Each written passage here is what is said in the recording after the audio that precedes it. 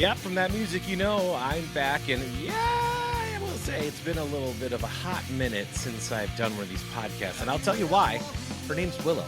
And Willow, God bless her, she is the apple of my eye, along with my son Lincoln and my other daughter Lucy. But Willow baby, as we affectionately call her, has been kicking my ass. Not even close to how much she's been kicking my wife's ass as far as sleeping and her feeding her and all the things. But nonetheless, having a newborn when you're in your mid 40s after having two is kind of a kick in the pants.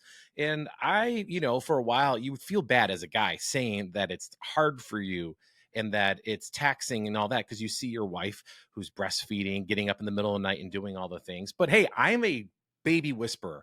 I can get that kid to stop crying eventually with a little help with Bob Marley. And for all hot tip for dads out there, if you're trying to get your baby to sleep and you want to have some kind of superpower for getting baby to sleep, I swear to you, Bob Marley has worked on my two previous kids and my current Willow newborn. She's just this joyous little thing. And, but she's a lot of work. You got to change her and all the things that you got to do with a newborn. Thank God we got grandma living next door, which is very much like a Everybody Loves Raymond scenario, except she's not like Raymond's mom, but still mother-in-law living next door. So, and I live in Chicago, so the space between the houses is about 4 feet. So it's a little close, but saves a lot on the childcare thing. So it's a win in that regard. But either way, when you go back to work after being off for 6 weeks, it's bizarre, man. Like you forget the things that you did on the daily all the time, like getting up and just like getting your clothes out. Forgot to do that. So I'm trying to get ready in the dark with my flashlight. I'm like turning the flashlight on my phone in the closet, trying to get things on. The baby's sleeping in there. The wife's sleeping. You're trying not to wake him up. And of course, what hits the ground? A freaking belt buckle slaps the ground. So, that was fun. That was the first day. That was even getting out of the house. Then you like get up and you're getting your stuff together. You're making your coffee. Then you're trying to remember where the hell your shoes are that you haven't worn in forever because you haven't really needed to go out. And then you get all that. You get to the car. The car doesn't have any gas. It's a whole thing. And then, oh, by the way, you don't have breakfast because you forgot about breakfast and you haven't worked in 6 weeks. So you're just out of it. So needless to say, for those who don't know, I'm a television producer in Chicago, and I get to do amazing stories in Chicago, tell amazing stories about businesses and people and events and all the things. So right out of the gate, I had booked a segment for me to be back, my first day back with the crew that I work with out in like Geneva, Illinois, which from Chicago, it's like where Jesus lost his sandals. That's where it is. It's right there next to like, a couple rocks. And then, no, I'm just kidding, but it's far from the city. And, the next day went to Windy City Curling. We had a whole snafu with that whole thing. It was my second day back in the field, but first day back in the field, second day back total. But the photographer forgot something that inhibited us to get on the air. And we figured it out. Teamwork makes the dream work. We got that on the air and got to know about curling and all the things. And did you know that curling, first of all, let's talk about curling, because I didn't realize that it was a sport that was made up in Scotland by bored fishermen. So in Scotland, when it got really cold, they were bored, right? And they were out on the ice and they started because they were so bored fishing and stuff, they started throwing stones on the ice and trying to land them in a target. And it was just bets, right? And the whole sweeping thing came from them trying to make it go further by sweeping the ice, literally sweeping the snow off the ice. I didn't know any of this. And I know the curling has been in the Olympics. And it was a whole thing a few years ago. But how many of us really remember or pay attention after the first 5 minutes of anything like that, right? So I learned all that stuff. And that's why the sweeping's important and the whole thing. And Windy City Curling, it's a cool place. It's out in the burbs. Very fun thing to do. It's like a social club. And I know a lot of people are into it and pretty fun, and, then I go to another place in the city the following day at a hotel called EMC Squared or MC2. That's what it's called. And that's pretty cool. I got to meet up a couple of publicists that I haven't seen in a long time, which are not, I hate to say publicists, they're more friends than anything, like work friends, And the hotel is pretty cool. They had this giant spread of food with the chef. He's an amazing chef. If you want to go to this hotel, they have a great restaurant week thing that's coming up this week. And I highly recommend checking that out just because the food is outstanding. I mean, and it's relatively cheap when you think about the kind of food you're getting for the kind of place that it is. I mean, it's in the Gold Coast. It's pretty great. But the really cool thing about this hotel is the artwork. It's like where science and art mix with food. So you have like all of these things on the walls that are, murals, all these equations. There's books. It's like one of the biggest book collections in the city that is in their lobby. And then the food, it's all that gastronomy with all the mixing of the food. It's just, I don't know. It's pretty cool. I would check out this place. Again, the hotel is called EMC2, and it's right in the Gold Coast. Very cool place. And they have robots that bring you your towels, your accoutrement of the things you might need to sleep in. It's like a whole process that it does a little dance. It's a whole thing. It's a fun first week back, and topped it off the week by going to Piggies in a Blanket Festival, outdoor festival in Chicago on January 17th.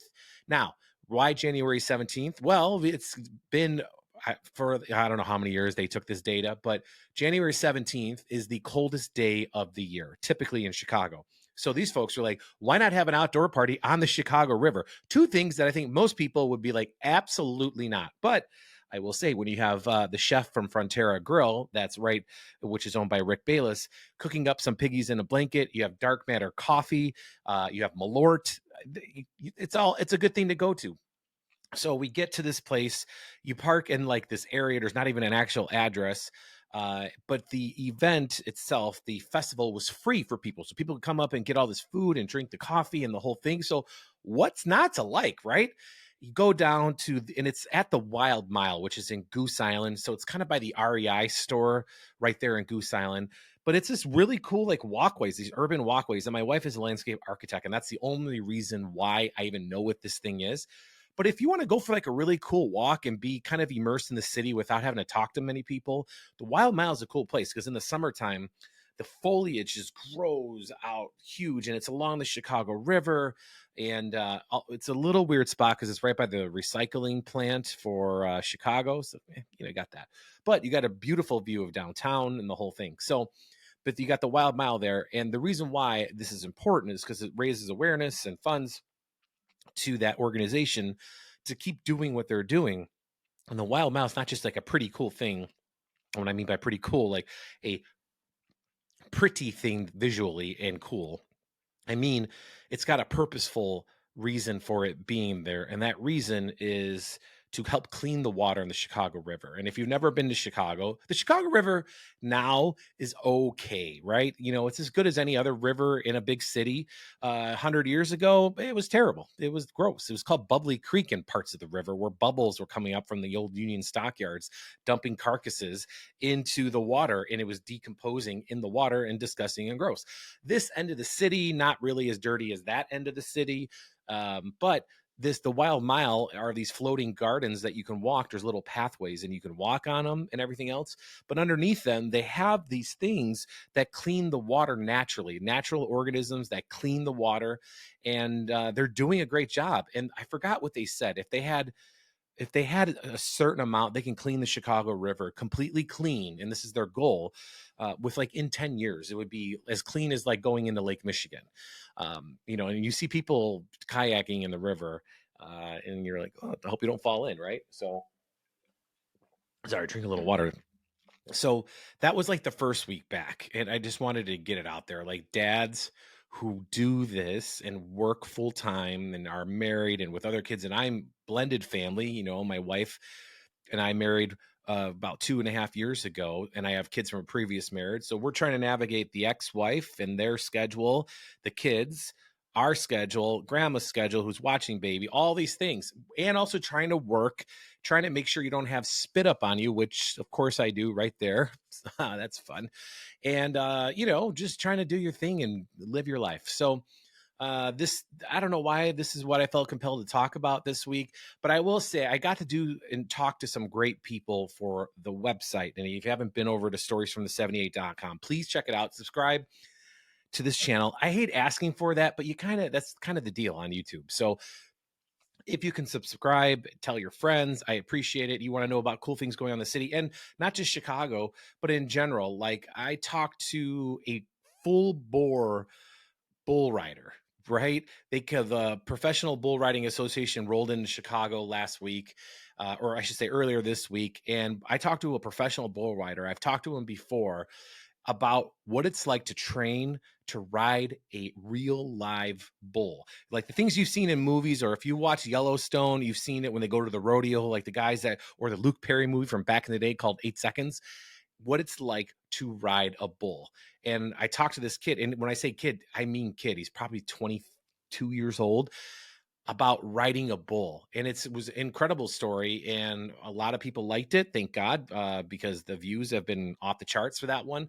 But I highly recommend checking that one out, just because it's worth your time. I promise you, it's a very cool thing to hear from their point of view and what it's like and what it does to your body. It's pretty cool.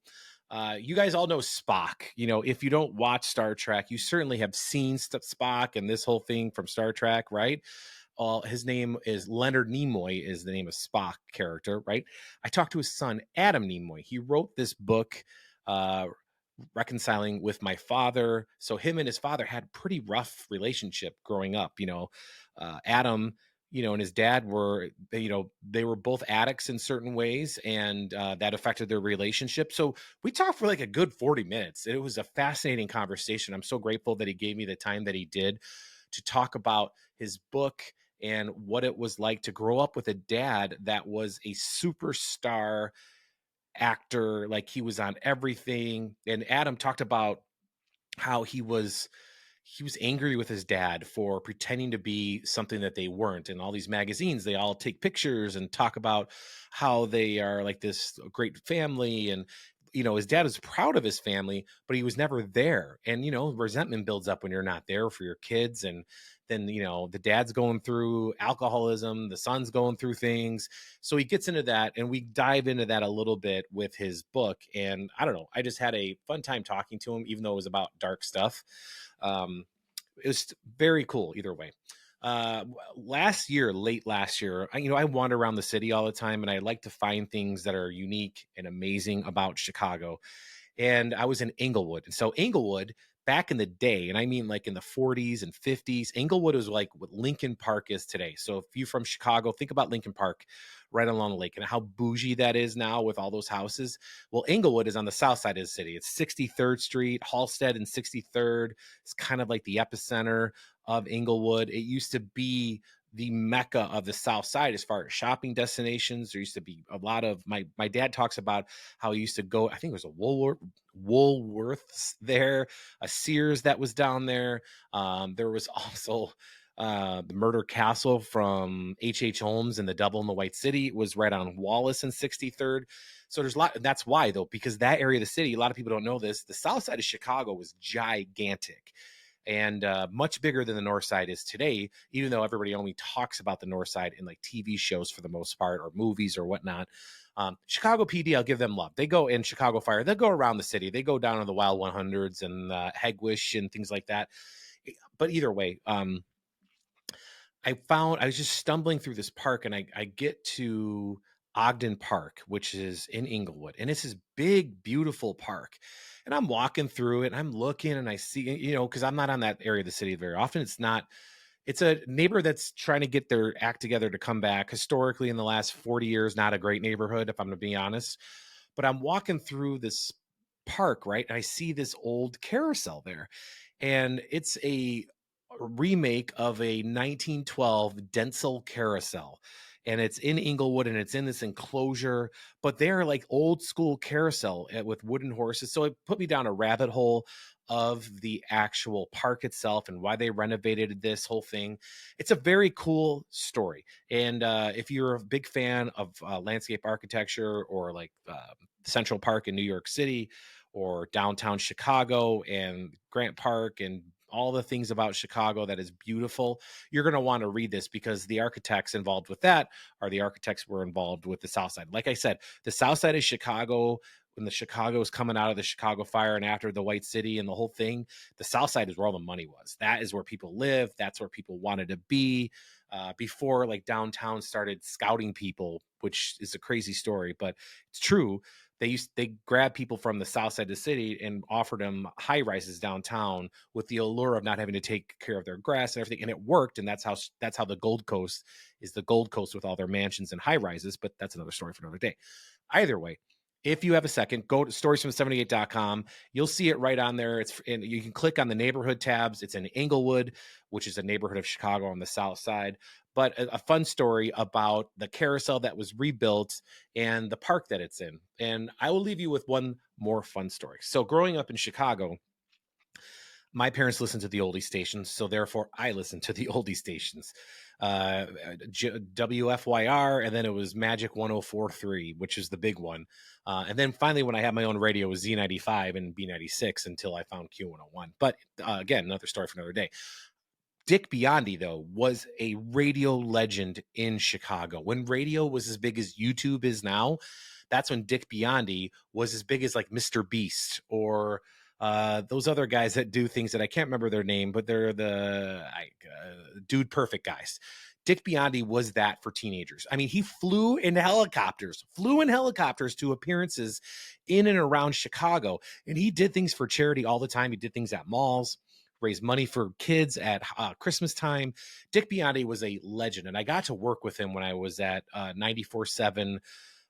What did we call it back then? It was the True Oldies channel. Probably the worst name of a radio station in the history of radio. Now it's called like Classic Hits or something like that. But nonetheless, I got to work with Dick Biondi, John Landecker, Greg Brown, Fred Winston. I got to work with like these radio legends, and Dick Biondi was probably the biggest radio legend in Chicago. He was the Casey Kasem of Chicago. Everybody knew Dick Biondi. Every parent of a child that is now 45 or 50 or 40 or even 55 years old, their parents all listen to Dick Biondi. That is just what he was like. He's like the Ryan Seacrest of Chicago back then, because he was a radio god. He played the first Beatles song that ever was played in America. He played the first Beach Boys song ever. He's that guy for us. And there's a great documentary that's being put together right now by people that have worked with Dick and loved Dick. And I talked to Pamela, who's the producer that's putting this whole thing together. And I got to talk to her, get everything down on how people can help get this documentary off the ground. But either way, it's up there, and you can check it out on the website. It's a really cool thing. And I feel like radio is so lost on kids right now in this generation. But if you can imagine no internet and no barely TV, it was radio. Radio is where you got your news. Radio is where you listen to your sports. Radio is where you got fashion, and there were soap operas on the radio, and that's where Dick was huge. And Dick Biondi brought rock and roll to Chicago and many other places for that matter. And he was on AM radio on 890 WLS, right? So very cool story. So I highly recommend checking that out. I'm done talking, but I appreciate you watching and listening and hearing me talk. If you've got something you want to talk about, you want to be a guest on this podcast, I'd love to have you, because I do all these segments for Stories from the 78. But I think I'm going to start doing maybe guests on this podcast every once in a while that has nothing to do with the 78. We're just going to shoot the crap. And that's a good name for a segment, shoot the crap. So anyhow, either way, take care. See you later. And carry on all the dads out there who are raising the kids the best they can.